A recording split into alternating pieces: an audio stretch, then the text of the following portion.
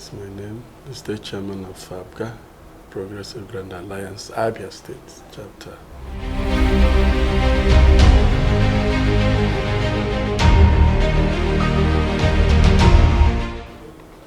We are used to it, we are not new in it, and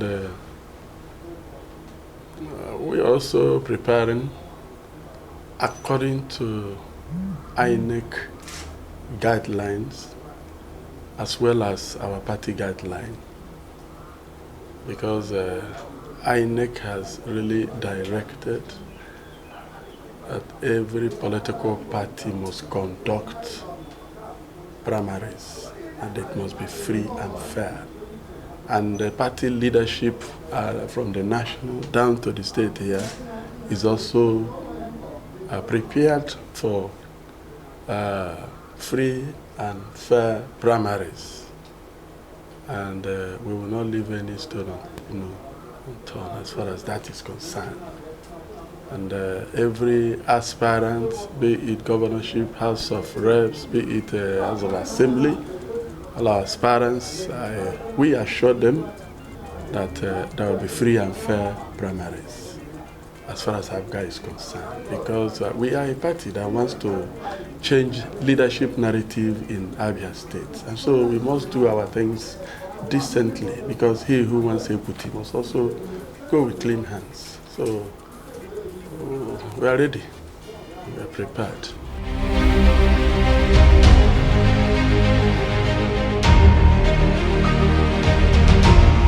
Well, I'm aware that even INEC and National Assembly approved direct, indirect, and affirmation. It is left for the political parties to choose, the ones they will adopt. But for now, as we are preparing, we want to take our time. We don't want to blow it out for now, to make sure we'll be able to manage that primaries very well. So the mood we are going to adopt is yet to be made known.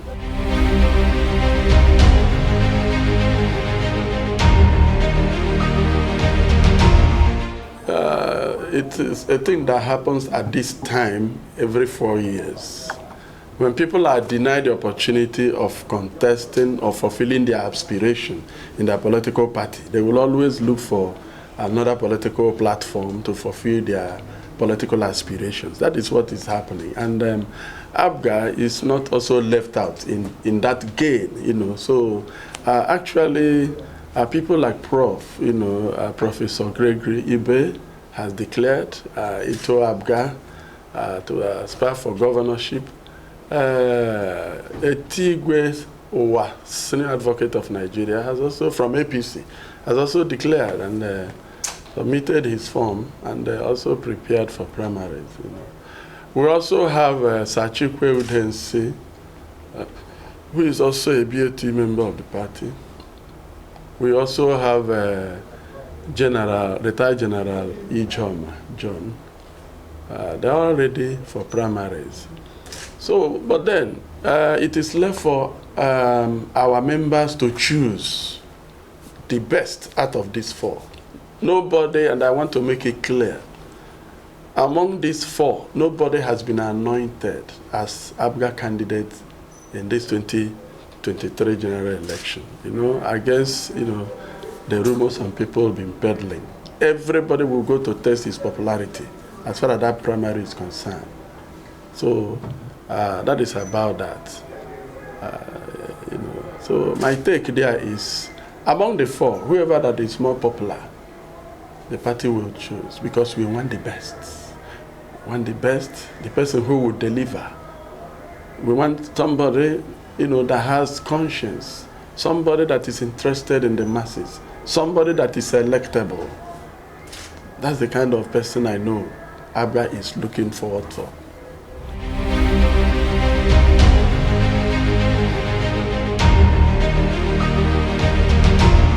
Well, APGA has a manifesto. We also have a constitution. So everybody must abide by the rules of, of our party And I also work according to the manifesto of APGA. APGA is a party that the leaders are very disciplined.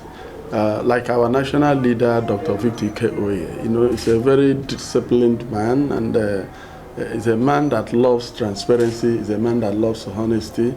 And as far as we are concerned, the legacies he has left for the party we are going to follow. And that is what we're also following here.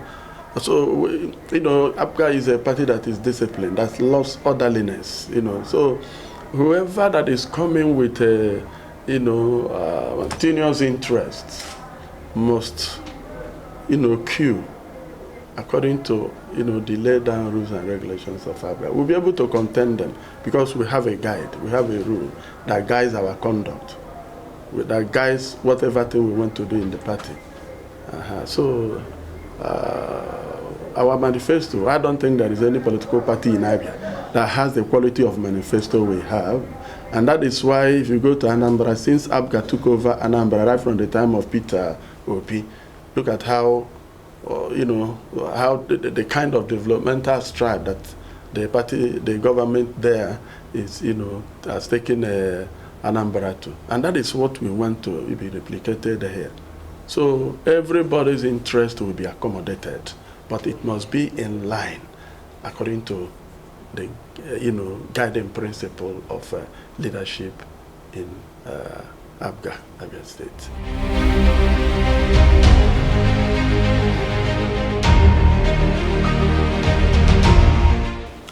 I think those that made this assertion, including APGA, and included APGA in it, I don't think it's a right judgment.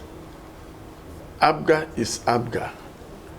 We are not mixed up.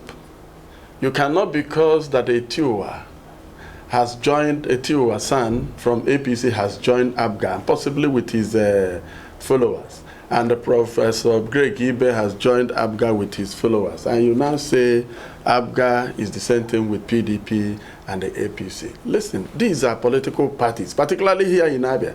These are political parties that, those in power here particularly came into power without any program, without any manifesto, without any program for the people.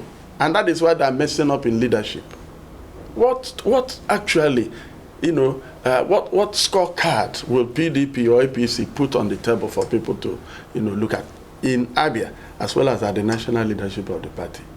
So when you talk about people in APC are the same thing with PDP, of course, that is true. Let them go to records. It is true. APGA is excluded in that, even at the national level and at the state level here.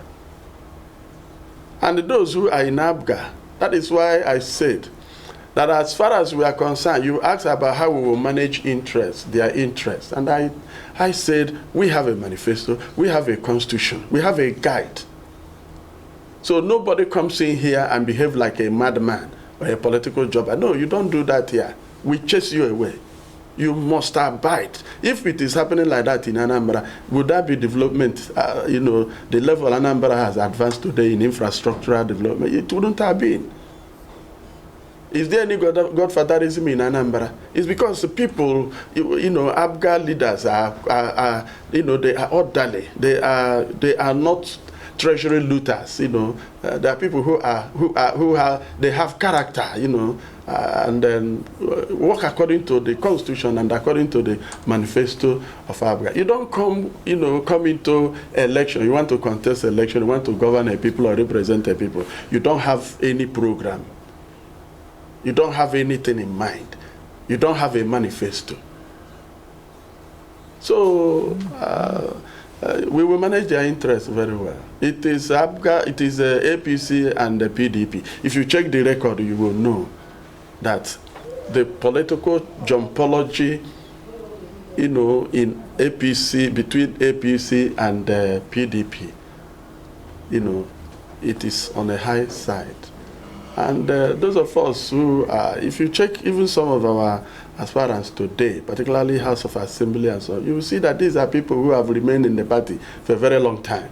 not about these new ones who have joined. Of course, we will not deny them because, coming into APGA to fulfill their political aspirations. But the issue is that they must abide by our constitution, manifesto. They must run their governance according to our manifesto, because we want Abia to be like Anambra, to be like other states. There is no godfatherism in our manifesto, in our constitution, no godfatherism.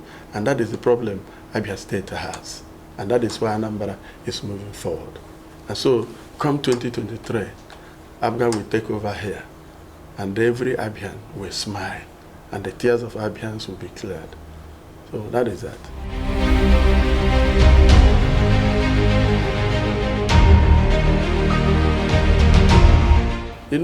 God has time for everything. And the time to liberate Abia is now. And APGA is prepared. And those who will be given red card, as far as governance in Abia State is concerned, are already preparing to leave. Because they know that time for God to restore Abia is now. So, and there is no two ways about it. APGA is going to take over the seat of power in Abia State. God has endorsed it in heaven. So there is no mago-mago about it. Because one, there is no more ballot carrying of ballot box. There is no more incident form. So votes must count this time. And then all the tricks and all the election rigging of PDP and their likes will be exposed come 2023.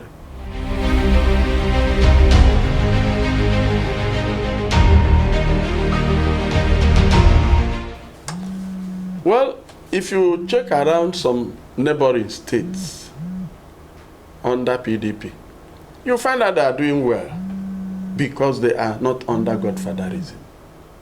They are doing well. Okay, look at Ebonyi, under PDP before Omahe crossed over to APC. Ebonyi is not an oil-producing state, but go to Ebonyi. It is London in Africa. Go and see. But here, we are oil-producing state, and there is nothing to show for it. The roads are very bad. Pensioners are crying. I think today, as I speak with you, they are protesting. Less than half of pensions is what is being paid pensioners. Why? And I have made it clear, asking the governor to make a clear statement if this thing is not fraud. And he has not made any statement. Abia workers are being paid only, I think, either 50 or 70%. So what is it all about? So what scorecard can PDP government in Abia State place, even right from their representatives down to the House of Assembly? They have nothing to show for it. House of Assembly, they are running Destitute House of Assembly in Abia State. Is there any policy they have made? Is there any bill they have passed that is being implemented? No. They thought about what do you call it? What do you call it? You still see cows, open grazing here and there. But they said they have made a law against that. So it's almost a lawless place. If not that, God is on our side and has granted us security here. If it is for this government, the power in Abia, no. So, I believe that this time, God is going to hear the cry of Abians. Look at the roads.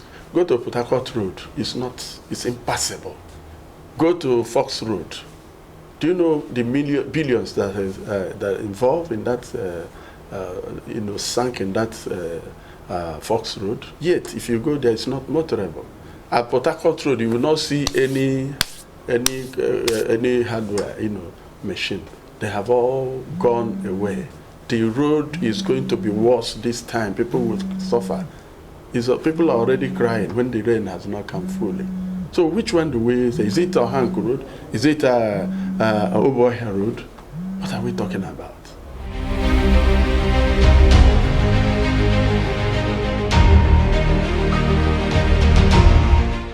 whoever that is dreaming of that is too far, 100 miles away. APC has no place here. There is nobody that will go to vote for APC in Abia State, if not in the entire Southeast. What happened in Imo State cannot happen anywhere in Southeast again come 2023. It will not happen. So APC, they should forget about that.